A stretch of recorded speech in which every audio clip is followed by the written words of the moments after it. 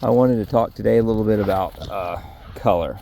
All right, so color in Staffordshire Bull Terriers, and just kind of give some of my thoughts on it. Right or wrong, whatever. Just what I've, I know breeds, have standards and color and so on and so forth. Could be good and bad. Certain ones. Now, I think if it's part of the breed, there's nothing wrong with it if it's a healthy Staffordshire Bull Terrier. But I think if it hurts the breed or it's not part of the breed, like say Merle, if a Merle Staffordshire Bull Terrier pops up, you got something else in the blood. Just fact. I'm sorry. But black and tan's always been there. So is liver. A lot of people don't talk on it. My first experience seeing Staffordshire Bull Terriers, I saw a pure solid liver Staffordshire Bull Terrier. The red nose, whatever you want to call it, but in Staffordshire Bull Terriers it's called a liver, and I never forget it. So it at least used to be more prevalent, or not prevalent, but it pops up from time to time. It can, okay? It's in the bloodline. It's in the genes, as much as people want to hide it or whatever. And long ago, you didn't have Facebook and Instagram, so, people just flat out called them, or you didn't see them, someone have a liver or something, and they don't know what they have, even blue and stuff, what was it, Fearless Joe, one of the foundation bloodlines, he was said to be a blue fawn. There's literature on it. So he was a dilute. And again, it's not spoke of. I think it should be more important, the health and temperament of it. Not so much the, just a color, not liking it because of that. Because goodness, this was one I got in the litter, and I just liked her, and I honestly didn't like her because of the color, if that sounds bad. I didn't want to keep her, and I just kind of thought about it, slept on it, and maybe even prayed about it, and thought, what, how am I any different than any of these other breeders out there that are only breeding for one type, one look, right? So why should I just ignore a dog that, let me give her a chance? So that's what I did, and I figured, I liked her, so I'm going to keep her and see how she turns in. And I think she's turned out great. I really, really like her. Temperament, and just good with my kids, and just a solid dog. Hopefully we can get some hunting in with her this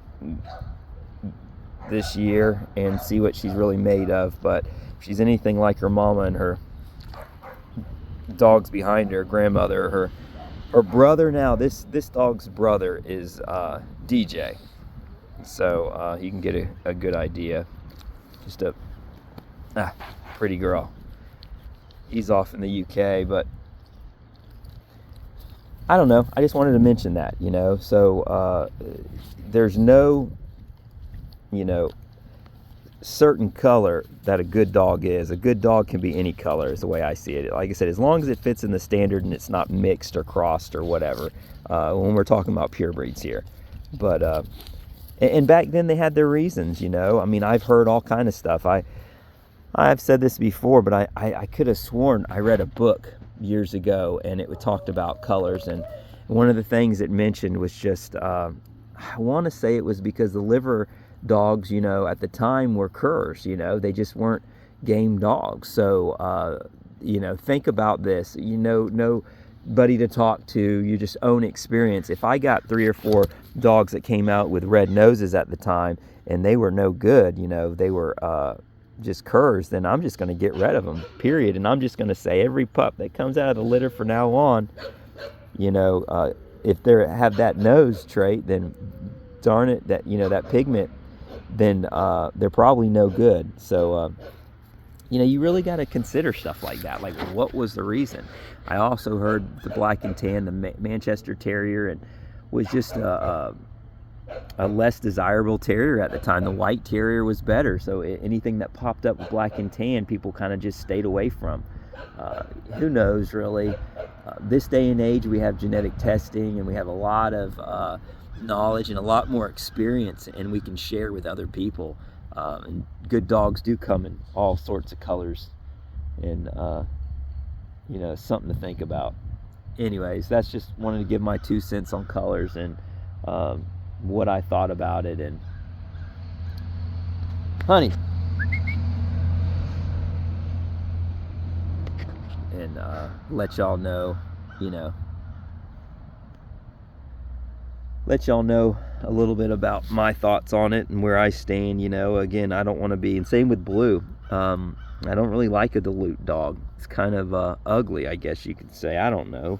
A lot of people like it. I almost want to stay away from it because of the stereotype with it. I got a few Blues recently, not too long ago, and I'll be honest with you, I'd rather not have them, because you get the people that are attracted to the color are really not the ones I want to be selling puppies to. I say that there's two, and the ones that don't care, it really speaks highly of dogs that just, or the people that just don't care about what color it is or what it ends up being. That's important, I mean, I don't know.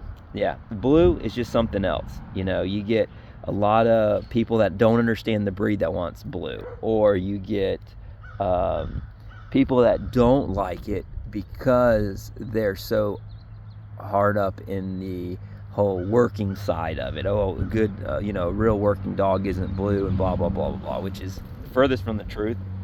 There's plenty of examples of good Blue dogs. Now, saying that, I'm not going to use that as an excuse to breed Blue dogs. I think it's stupid. I don't think you should breed for color, period. We've all heard the red dogs are the best and whatever.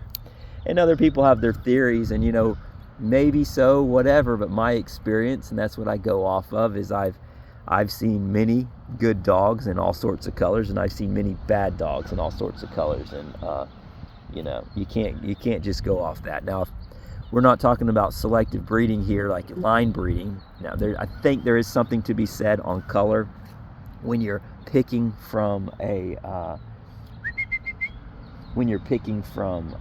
certain,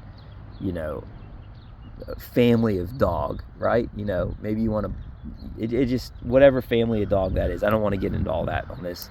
I was just wanted to touch base a little bit on certain colors, and then you have white dogs. Consider this. At one time, they had a lot of, we didn't have genetic testing, so there was a lot of deafness and stuff in them, and I always stayed away from them. Now you can test for some of it. You can also do hearing tests, which is important, and again, there's just a lot more to it. I used to stay away from it. Now, again, as long as there's sound, I don't really care, and it really makes it a little bit easier when you're in the woods or when you're hunting, especially in the South. You can see a white dog much better than you can see a black dog or a brindle dog in the woods. And obviously, we have collars now and vests and everything else, but it just makes it easier. I can see why hog dogs back in the day, or bulldogs, would be, before vests and stuff, just easier to find in a thicket of brush when they're pulling out a hog.